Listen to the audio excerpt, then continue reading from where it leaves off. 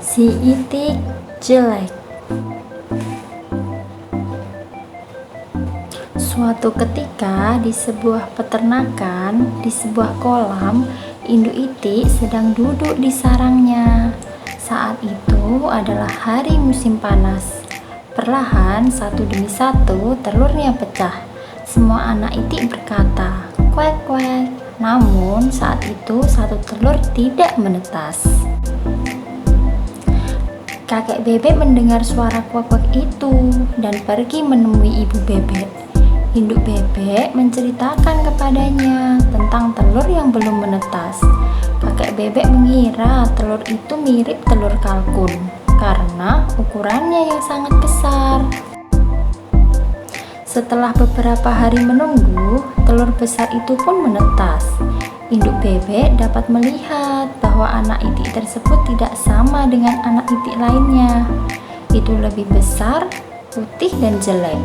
Induk bebek yakin anak itik itu akan berubah dan menjadi seperti anak itik lainnya. Induk bebek dan anak-anak itik pergi berenang di kolam. Itik jelek bisa berenang jauh lebih baik daripada yang lain. Ibu bebek sangat senang dengan hal itu. Usai berenang, induk bebek mengajak anak-anak itiknya ke peternakan untuk bermain. Para hewan ternak melihat itik jelek dan bersikap sangat jahat padanya. Mereka mengatakan kepadanya bahwa dia terlihat jelek dan tidak terlihat seperti bebek lainnya. Si itik jelek menjadi sangat sedih.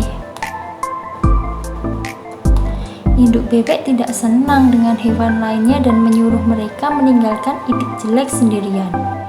Induk bebek memberitahu mereka seberapa baik si itik jelek berenang, dan menurutnya dia akan terlihat seperti bebek lainnya dalam beberapa hari. Hari-hari berlalu, dan tak seorang pun mendengarkan ibu bebek. Hewan ternak masih mengolok-olok si itik jelek. Anak itik lainnya juga jahat padanya dan tidak mau bermain dengannya. Si itik jelek merasa sangat sedih. Dia tidak ingin berada di peternakan lagi. Suatu malam, dia melarikan diri.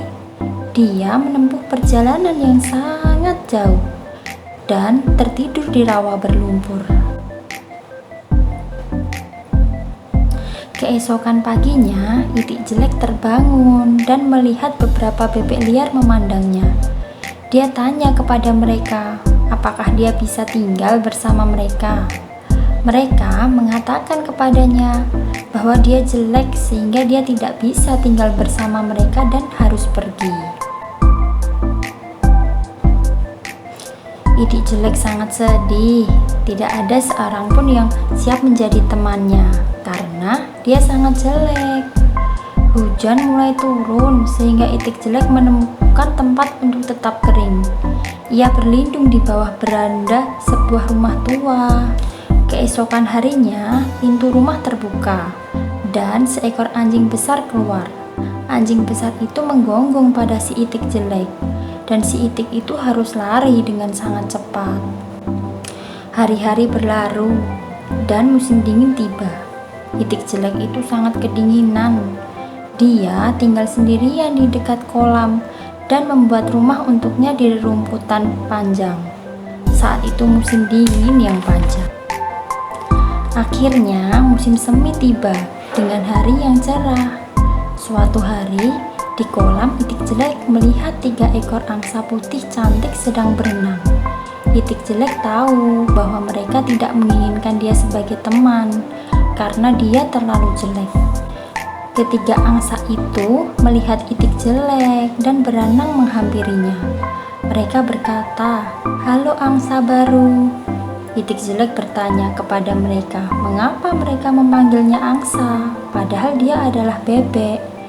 Angsa mengatakan kepadanya bahwa dia bukan bebek, dan ia melihat bayangannya di air.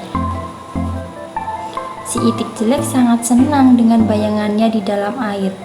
Dia bukan lagi seekor itik jelek. Dia adalah angsa putih tampan. Ketiga angsa itu senang menjadi temannya dan mereka semua berenang di kolam. Keempat angsa itu terbang di angkasa. Itik jelek adalah seekor angsa putih yang sangat tampan. Dia sangat senang. Anak-anak di tanah bertepuk tangan saat angsa terbang di atas mereka. Pelajaran moralnya, jangan pernah kita menilai siapapun dari penampilannya. Selalu peduli terhadap orang lain, jangan bersikap jahat kepada orang lain.